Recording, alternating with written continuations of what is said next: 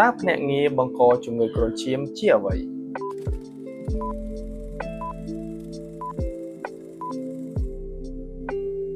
ចម្លើយដែលត្រឹមត្រូវគឺចម្លើយក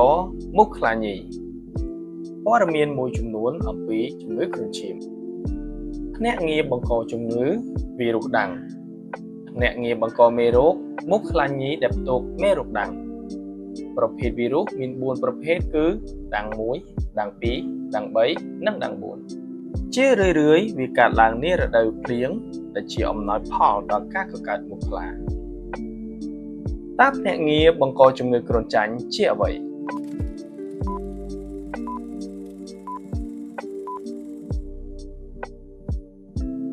ចម្លើយដែលត្រឹមត្រូវគឺចម្លើយកមុខដេកុលញីព័ត៌មានមួយចំនួនអំពីជំងឺគ្រុនចាញ់ភ្នាក់ងារបង្ករោគប៉ារ៉ាស៊ីតផ្លាសូឌីយូមភ្នាក់ងារចម្លងមុខដេកុលញីផលប៉ះពាល់ធ្វើឲ្យខូចកោសិកាឈាមក្រហមនិងប៉ះពាល់ថ្លើមតើ HIV ឬ HIV និងជំងឺអេដដូចគ្នាដែរឬទេ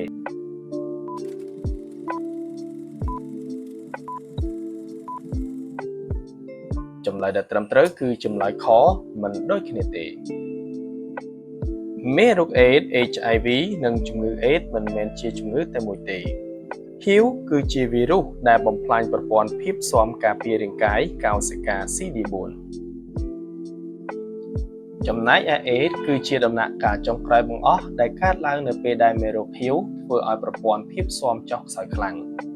អ្នកផ្ទុកមេរោគអាចរស់នៅបានយូរអង្វែងដោយមិនវិវត្តទៅជាជំងឺអេដប្រសិនបើទទួលបានការព្យាបាលដោយថ្នាំប្រឆាំងមេរោគ ART ឲ្យបានត្រឹមត្រូវ